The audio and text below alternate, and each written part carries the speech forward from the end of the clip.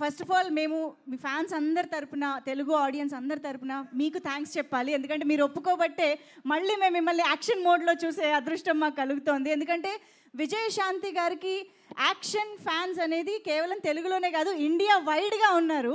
So అటువంటిది back into action రావడం ఎలా అనిపించింది మ్యామ్? లేదు, నాకు సర్లే నీకు ఎవరి తర్వాత ఒక సినిమా చేయండి అంటున్నారు.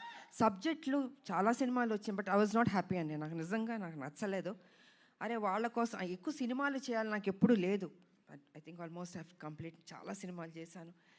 కాకపోతే ఏమో రాదేమో చేయలేనేమో అనుకున్నా. కానీ ఆ టైంకి ఈయన సబ్జెక్ట్ చెప్పడం, సో ఆ గ్యాప్ దొరకడం నాకు దీంట్లో యాక్షన్ ఒకటి ఉంది.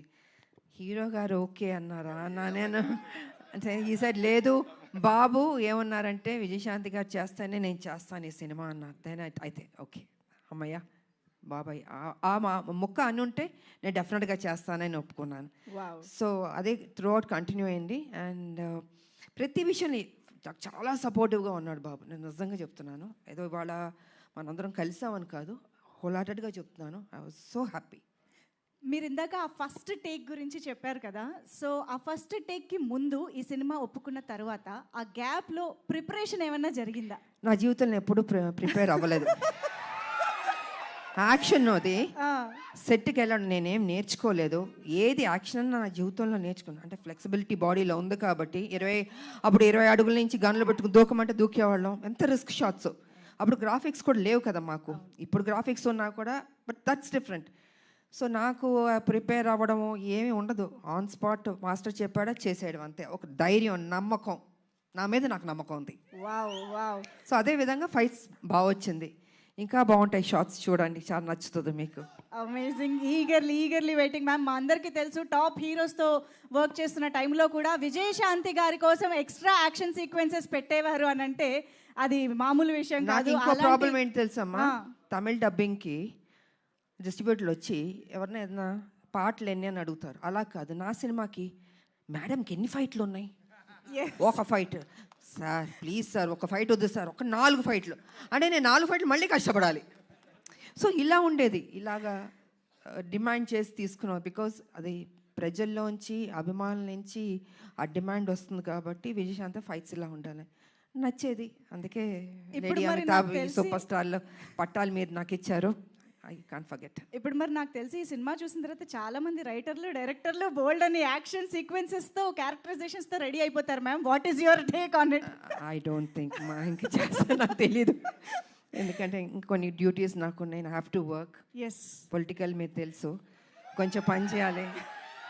వాళ్ళ రాములమ్మకి కొంచెం డ్యూటీ ఉంది నాకు. సో లెట్ మీ, అది కూడా పని చేయాలి కదా అండి. సో సిన్సియర్గా నేను పని చేస్తాను. సో చాలా కాలం తర్వాత మహేష్ బాబు గారితో ఒక కంబ్యాక్ ఇచ్చారు. అండ్ ఇప్పుడు కళ్యాణ్ రామ్ గారితో యాక్షన్ కంబ్యాక్ ఇస్తున్నారు. మహేష్ బాబు గారికి, కళ్యాణ్ రామ్ గారికి ఉన్న సిమిలారిటీస్ గురించి మాకు తెలుసుకోవాలనండి.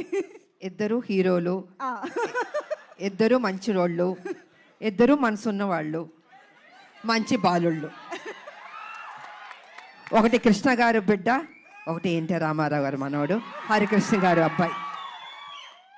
ఇద్దరికి ఆ పని చేయాలి, ఆ కసి ఉంది నేను చూసినంత వరకు. అంటే మిగతా వాళ్ళు లేదని కాదు, బట్ నేను వర్క్ చేసిన ఇప్పుడు జనరేషన్స్ హీరోలకి వాళ్ళకి ఆ కమిట్మెంటు, సిన్సియారిటీ అన్నీ ఉన్నాయి.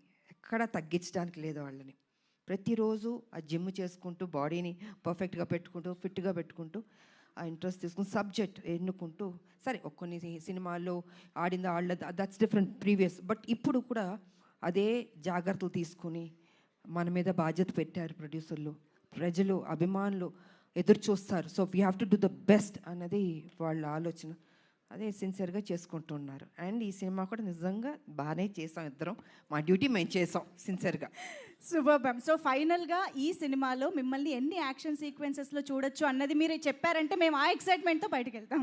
ఎన్ని యాక్షన్స్ అనేది కాదు, యాక్షన్ చేశాను నేను. ఓకే, అది ఎన్ని ఏంటని కాదు, యాక్షన్ చేశాను.